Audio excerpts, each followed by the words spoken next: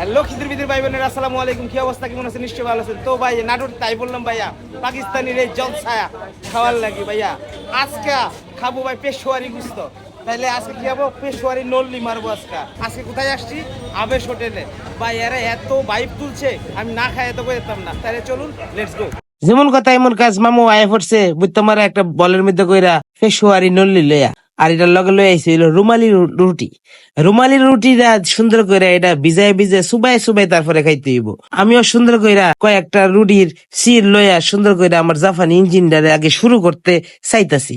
তো বিসমিল্লাহ কইরা আমার জাপানি ইঞ্জিনের মধ্যে এটা দিয়ে শুরু করে দিলাম। কইরা দেওয়ার পরে ভাই আমি তো মাথা নষ্ট বাইরে, ভাই মাথা নষ্ট ভাই। এই যে পেশোয়ারি যে নল্লি লইলাম, নল্লির লগে যে ঝুলটা দিল রে ভাই, এরা যারা খাইছেন না এরা জীবনও বুঝতেন না, আর যারা খাইছেন হেরা আর কইতাম না, হেরা নিজেরাই জিব্বার মধ্যে একটা টান টান টান টান উত্তেজনা পাইতেছেন। আর ভাই যারা খাইছেন না তারা অতি শীঘ্রই আপনার এই পেশোয়ারি নল্লিটা খাইয়া আইতারেন ভাই। পেশোয়ারি নল্লি না, পেশোয়ারি বিপ গুস্তটা আপনারা খাইয়া আইতারেন।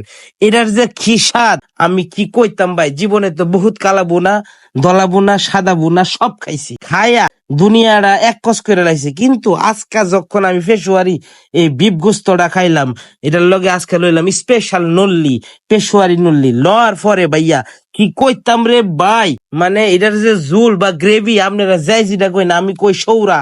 এই সৌরাটা লইয়া যখন আমনে রুমালি রুটি সুন্দর করে ফিস ফিস ফিস ফিস ফিস ফিস করে চারিদিক দিয়ে ফালাইয়া রসগোল্লার মধ্যে রুটি যেমনে চুবাইয়া চুবাইয়া খা, এমনি যখন আপনি খাইবেন, খাওয়ার পরে ভাই বুঝতে পারবেন যে আসল টেস্টটা কই বেড়ে রইছে। আর সিম্পল একটা রান্না আমার কাছে মনে হইলো। এটার ভিতরে কোনো ধরনের ময় মশলা নাই, কোনো ধরনের মরিচ টরিচের কোনো আভাস নাই। আমি যেটা বুঝলাম এটার লগে হালকা গিটি দিয়া মাংসর যেমনে আছে এমনি সুন্দর করে ফালায়া তারপরে হ্যাঁ মৃদু মৃদু তাপ দিয়া দিয়া দিয়া দিয়া মনে হয় এটা করা হইছে ভাই। একেবারে র স্মেল, মানে এখানে কোনো ধরনের ব্যাড স্মেল পাইতেন না, খাইতে আপনার ভালোই লাগবো। আমি নিজে খাইয়া ফিদা হয়ে গেছি গা ভাই। আমি যদি আবারও ঢাকা আসি, অবশ্যই অবশ্যই আমি পেশোয়ারি এই বিফ গোস্তটা আবার খামু, আবার ট্রাই করুম। তো আমার কাছে খুব ভাল লাগছে, হনেস্টলি আমার কাছে খুব ভাল লাগছে। এখন আপনাদের কাছে কার কেমন লাগে এটা তো আমি জানি না, কারণ কার জিব্বা কার কি ধরন কেমন স্বাদ হয় গ্রহণ করে, এটা তো হ্যার জিব্বা ছাড়া আর হ্যার মস্তিষ্ক ছাড়া জানে না। কিন্তু আমার তো জিব্বা আর আমার মস্তিষ্ক আর আমার সাফার জোর, আমার কাছে খুব ভাল লাগছে।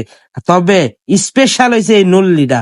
এই নল্লিটা ভাই কি কইতাম, এই যে মালাই সাকি যখন বার করছি, বার কইরা যখন এটা মুয়ের মধ্যে দিলাম রে ভাই, মনে হইতাছে হাওয়াই মিটার মতো এটা গইল্লা গেল গা মুয়ের মধ্যে। কি যে টেস্ট, অস্থির, মাথা নষ্ট ভাই।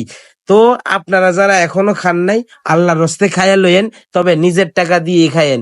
পরের ভাই বন্ধু বান্ধব রে আজকে ফারুম এই ধরনের কোন দান্দা লইয়েন না, নিজের টাকা দিয়ে খাইলে কিন্তু মজাটা বেশি পাইবেন। আর আরেকটা কথা, আপনারা এরা কই খাইতে পারবেন? আমি তো খাইছি আবেশ হোটেলে। আপনারা আবেশ হোটেলের বিভিন্ন জায়গায় বিভিন্ন শাখা পাইতে পারেন। তবে আপনাদের আমি বলি যে মিরপুরে আবেশ হোটেলে আমি খাইছি, দ্বিতীয় আবেশ হোটেলের দ্বিতীয় শাখায়।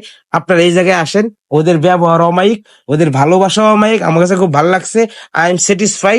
তো আপনারা আসেন, খাইতে পারেন। তবে আপনারা মনে করেন না যে আপনারা এরা আবার স্পন্সর করছে। আমি নিজের টিয়া দেয়া গুইন না তারপরে এটা খাইয়া আসছি। আমি কেউ স্পন্সরও নেই না, কেউ স্পন্সর দেও না। আমি আমার মতো নিজেরটা নিজে খাই, নিজেরটা ভাল লাগলে আমি কই, না ভাল লাগলে কই না। তো আমার এখানে ভাল লাগছে দেখে আমি ফিদা। তবে ইনশাল্লাহ আমি ইন ফিউচারে পাকিস্তানে যাবো, অরিজিনাল আপনারা পেশোয়ারি গুস্তটা খাওয়া দেয় ইনশাল্লাহ। তো ভালো থাকবেন, সুস্থ থাকবেন, আল্লাহ হাফিজ।